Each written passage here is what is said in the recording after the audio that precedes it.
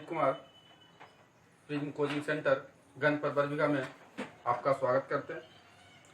देखिए, आज के हम इस वीडियो क्लास में हम क्लास 12 का फिजिक्स, जिसमें यूनिट 4 चल रहे थे, प्रिज्म डिस्पर्जन ऑफ लाइट यानी प्रिज्म प्रकाश का वर्ग विक्षेपन। अब ये चैप्टर हमारा लास्ट होगा, बहुत जल्द हमारा चैप्टर ये लास्ट होगा। तो जिसमें हमने पिछले वीडियो में हमने प्राथमिक इंद्रधनुष बनने का सिद्धांत देखे थे, और आज के इस क्लास में हम द्वितीयक इंद्रधनुष बनने का सिद्धांत देखेंगे। उसके बाद हमारा कुछ टॉपिक है कि आकाश के नीलेपन की व्याख्या, इसके बारे में रेले ने क्या दिया है। तो ये सब की जानकारी प्राप्त करके इस चैप्टर को अब एंड करेंगे। तो देखिए, अब हम देखेंगे कि द्वितीयक इंद्रधनुष बनने का सिद्धांत। तो द्वितीयक इंद्रधनुष बनने का सिद्धांत में क्या है कि कहता है कि theory of formation of secondary rainbow. कहता है हमने देखे थे कि प्राथमिक इंद्रधनुष का निर्माण तब होता था जब वर्षा की बूंद में 2 बार अपवर्तन होती थी और 1 बार पूर्ण आंतरिक परावर्तन के बाद न्यूनतम विचलन होता था। तब उस स्थिति में प्राथमिक इंद्रधनुष का निर्माण होता था।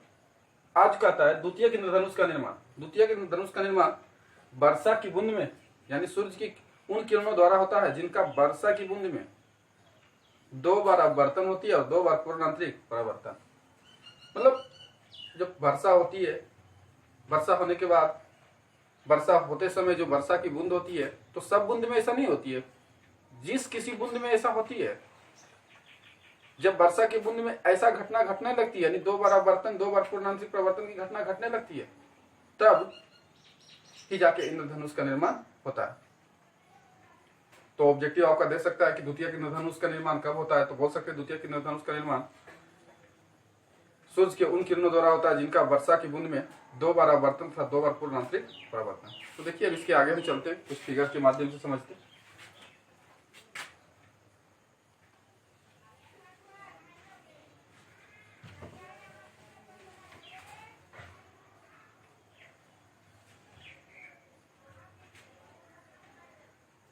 चलिए, मान लीजिए रेन ड्रॉप है,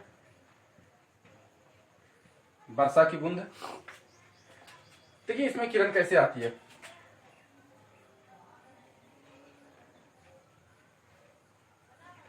ध्यान दीजिएगा,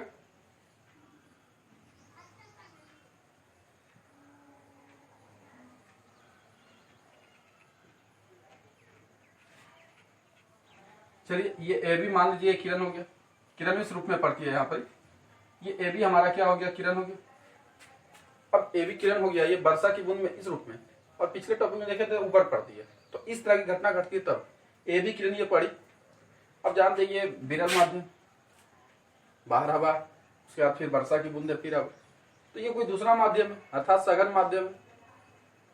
तो सघन माध्यम में तो यहाँ से जब प्रकाश की किरण विरल से सघन में जाएगी तो अभिलंब की ओर मुड़ेगी। तो यहाँ पर ये क्या होगा, हमारा एक अभिलंब बनेगा। अब प्रकाश की किरण ए से बी पॉइंट पर गई, बी से जाने के बाद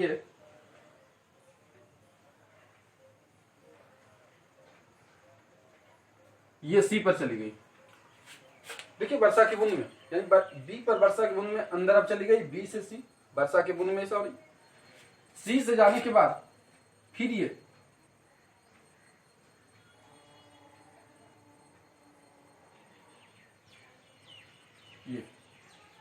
सी से डी की ओर चली गई। तो देखिए अब डी के बाद जाने के बाद फिर ये रिटर्न आती है,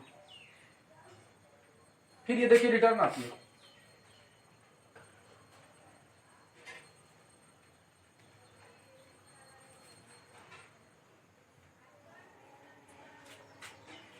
इसका नाम भी दे देते हैं। अब देखिए ये सघन माध्यम, फिर इधर बाहर निकलेगी विरल। तो जब सघन से विरल में जाएगी तो अभिलंब से दूर भागेगी, यानी फिर यहां पर एक अभिलंब का निर्माण होगा। फिर एक यहां पर एक अभिलंब का निर्माण होगा।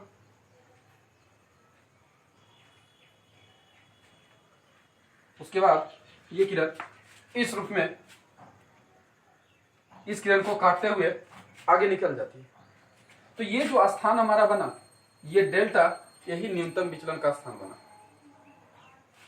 ये जो बना ये न्यूनतम विचलन का स्थान, क्योंकि इसमें बोल ही रहा है कि द्वितीयक इंद्रधनुष का निर्माण सूर्य के किरणों द्वारा होता है, जिनका वर्षा की बूंद में 2 बार अपवर्तन। देख रहे हैं कि 2 बार अपवर्तन की घटना घटी और 2 बार पूर्ण आंतरिक प्रवर्तन की घटना घटी। अब देखिए इस किरण को भी हम पीछे, इसको भी इस तरह से सब जगह भी लम, ये हो गया हमारा।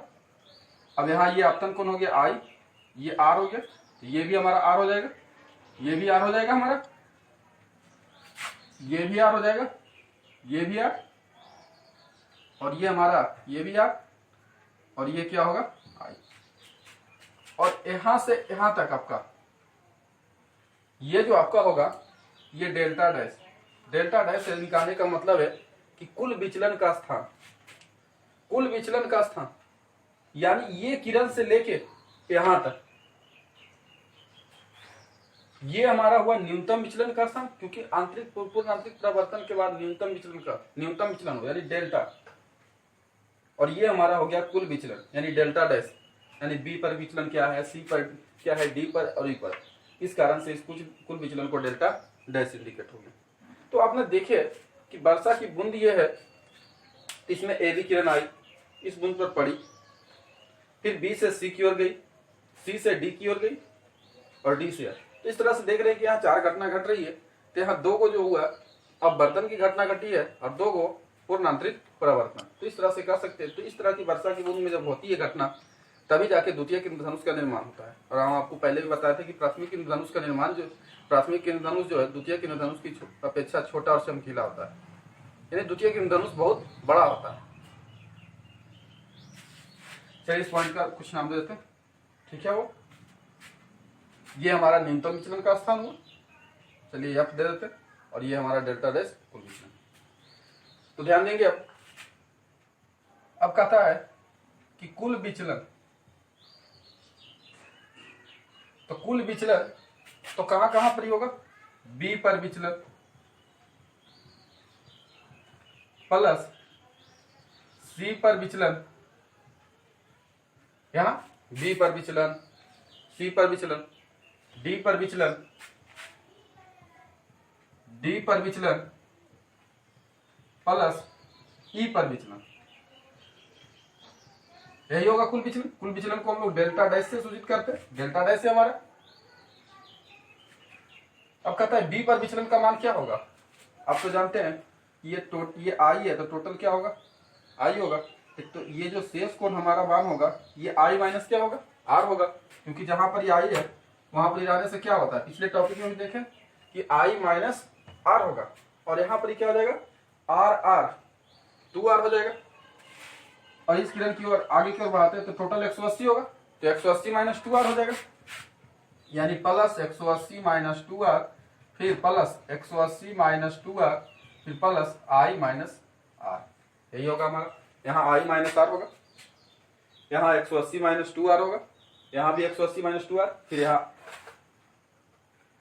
क्या होगा, तो i माइनस r।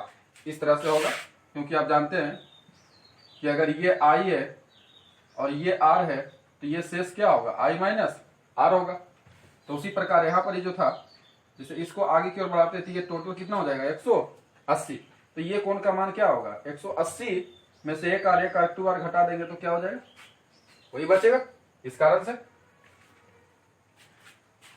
अब ध्यान देना है कि 180 180 360 हो गया हमारा, एक आई 2i हो गया, एक आर 2 1 3 3 2 5 है, माइनस 6r। अब न्यूनतम विचलन, अब न्यूनतम विचलन, तो न्यूनतम विचलन में क्या होगा, न्यूनतम विचलन हमारा क्या, डेल्टा। तो डेल्टा बराबर हम क्या लिख सकते हैं, देखिएगा ये डेल्टा का मान हमको निकालना है, न्यूनतम विचलन, क्योंकि यहाँ तो क्वेश्चन बोल रहा है कि प्रवर्तन के बाद न्यूनतम विचलन होता है। तो न्यूनतम डेल्टा है, तो डेल्टा का मान निकालने के लिए ध्यान दीजिएगा, आप जानते हैं ये इस रूप में हो गया, ये तो टोटल 360 हो गया, इसका मतलब ये 90 ये 90 और ये 90 100, इस तरह से 90 90। तो आप बोल सकते हैं यहाँ देखिए 3 गो है, 1 2 3 यानी 270, यानी ये कहने का मतलब है कि ये मान हमारा कितना हो गया, ये हो गया हमारा 270। तो देखिएगा हम बता रहे थे कि यहाँ ये मान क्या है हमारा 270 है, तो 270 ऐसे तो 270 होता, लेकिन ये निकालना है।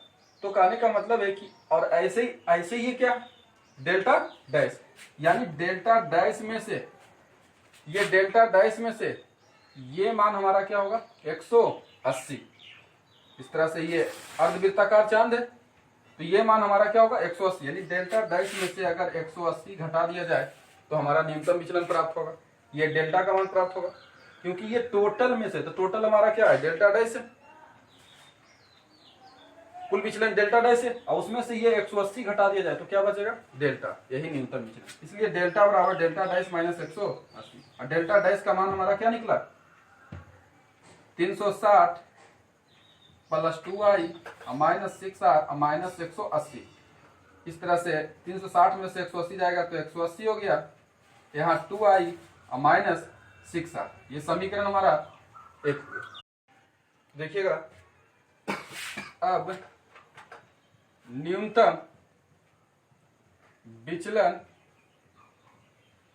होने के शर्त, अब न्यूनतम विचलन होने के शर्त, तो डी डेल्टा, इसको डेल्टा सूचित करते हैं, ये डेल्टा हुआ, ये स्मॉल डेल्टा हुआ, तो डी डेल्टा बटे डी आई बराबर क्या होगा 0, यानी डिफ्रेंसिएशन की बात होती है। डी डेल्टा बटे डी आई बराबर क्या 0, यानी डेल्टा में आई के साथ परिवर्तन हो रहा है।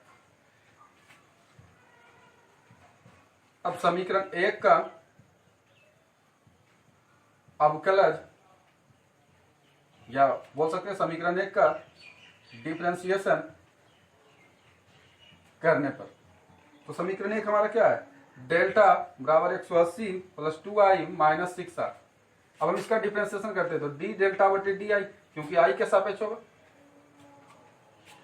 अब देखिए कोई भी कांस्टेंट, ध्यान रखिएगा डिफरेंशिएशन में हमेशा ध्यान रखना, अगर कांस्टेंट अकेला हो, ये कैलकुलस का भाग है, कैलकुलस ही है अवकलज हमारा, तो डिफरेंशिएशन में कोई भी, यानी अवकलज में कोई भी मान अगर अकेला रहे और नियत राशि रहे, जैसे 180, 200, 500, 0, 10, 5, उसका जो डिफरेंशिएशन होता है उसका शून्य होता है। लेकिन अगर डिफरेंशिएशन में कोई मान चर मान के साथ है, जैसे 2x है, तो x हमारा चर मान हो गया जो कि नियत नहीं है। जैसे x अगर रहने से क्या होता है कि x के जगह हम कोई भी मान रख सकते हैं, 2, 4, 6, लेकिन सिर्फ 2 है तो 2 का मतलब नियत है, 2 है तो 2 है सिर्फ है। लेकिन 2x रहेगा तो x के जगह अगर हम 1 रखेंगे तो 2 हो जाएगा, 2 रखेंगे तो 2 दूनी 4 हो जाएगा, 3, इस तरह से मान हो जाएगा। तो इसलिए डिफरेंशिएशन में ध्यान रखना है कि कोई भी कांस्टेंट रहे, कोई भी कांस्टेंट का डिफरेंशिएशन dc बटे dx बराबर 0, वो हमेशा 0 होता है। कोई भी डिफरेंशिएशन यानी सीम कांस्टेंट का डिफरेंशिएशन x के सापेक्ष या किसी के सापेक्ष करे उसका मान 0, लेकिन साथ रहने पर वो बाहर हो जाता है। तो 180 का हम क्या करेंगे 0, लेकिन देखो इसमें 2 जो है, या पहले एक लाइन और बढ़ा देते हैं, डी 180 बटे डी आई, इसमें देखिए 2 कांस्टेंट है तो ये बाहर हो जाएगा क्योंकि किसी के साथ है, तो डी आई है, यहाँ भी क्या डी आई, इसमें भी साथ है तो 6 बाहर, डी आर बटे डी आई। अब डी डेल्टा बटे डी आई का मान क्या है न्यूनतम विचलन 0, इसका भी मान क्या हो जाएगा 0, ये भी तो इसका 1 हो जाएगा, और ये डी आर बटे डी आई, अब इसको इधर ले आइए, माइनस में तो इधर आएगा प्लस, डी आर बटे डी आई, इधर 2 द्वितीय 6,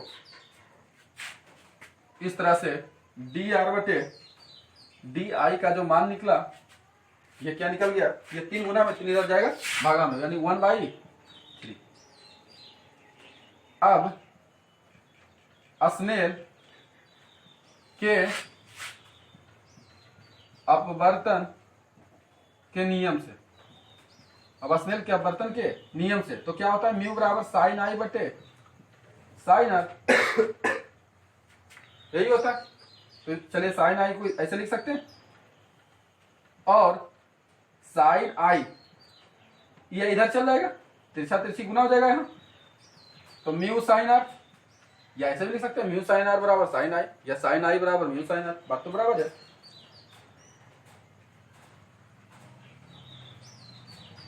अब डिफरेंशिएशन विथ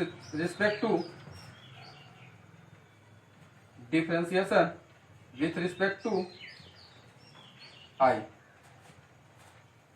यानी आई के सापेक्ष अवकलज कर रहे हैं। अब इसका अवकलज कर रहे हैं तो देखिए डी साइन आई बटे क्या होगा डी आई, इसमें म्यू बाहर कांस्टेंट है, डी साइन आर बटे डी आई। अब ध्यान देना साइन का डिफरेंशिएशन आई आई यहां मिल गया है तो हम बता चुके हैं कि डी साइन थीटा बटे थीटा बराबर क्या होता है कॉस थीटा। साइन का डिफरेंशिएशन क्या होता है कॉस, तो आई आई सेम है इस कारण से यहाँ कॉस आई लिख सकते हैं। लेकिन यहाँ सेम नहीं, यहाँ आर है, यहाँ क्या है आई, तो आपको सेम करना होगा, थीटा सेम करो, यानी आर यहाँ है तो डी आर यहाँ भी दीजिए डी आर, और नीचे में क्या है डी आई, इस तरह से। क्योंकि डिफरेंशिएशन में फॉर्मूला तभी लगेगा जब उसका मान सेम रहेगा थीटा का मान। जैसे साइन आर है तो आर आर सेम रहना चाहिए, जिसे यहाँ आई आई सेम था तब हमने दी।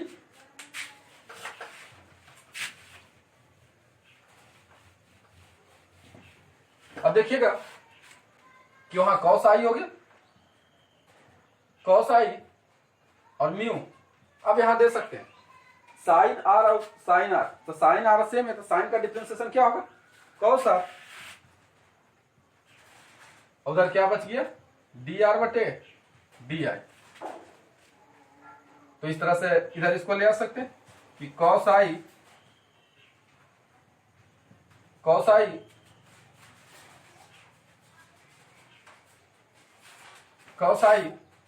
ये गुना इधर जाएगा भागम, तो यानी म्यू कॉस आर बराबर डी आर बटे डी आई, और cos i mu cos r d r बटे डी आई का मान क्या है 1/3। देखिए यहां निकाल चुके डी आर बटे डी आई का मान क्या है 1/3। अब इधर ले आइए तो 3 कॉस आई इधर तक चल जाइए म्यू कॉस आर। देखिए अब दोनों तरफ वर्ग करने पर, दोनों तरफ वर्ग कर रहे हैं इसका, तो 3 का वर्ग क्या होगा 3 दिया कॉस का वर्ग कॉस स्क्वायर आई हो जाएगा, इधर म्यू का वर्ग म्यू स्क्वायर कॉस का वर्ग कॉस स्क्वायर आर। अब ये 9 कॉस स्क्वायर आई ऐसे आ जाएगा, म्यू स्क्वायर आने दीजिए, कॉस स्क्वायर को लिख सकते हैं 1 माइनस साइन स्क्वायर आर, क्योंकि 1 माइनस साइन स्क्वायर थीटा बराबर कॉस स्क्वायर थीटा। अब 9 cos square i mu square गुना 1 म्यू स्क्वायर, इधर हो जाएगा mu square sine square r. अब देखिए चूंकि म्यू साइन आर बराबर साइन आई होता है, म्यू साइन आई बराबर साइन आई होता है। हमने डिफरेंशिएशन किए थे, दोबारा जब अवकलज किए थे तो उसमें मान ही था हमारा कि साइन आई बराबर म्यू साइन आर।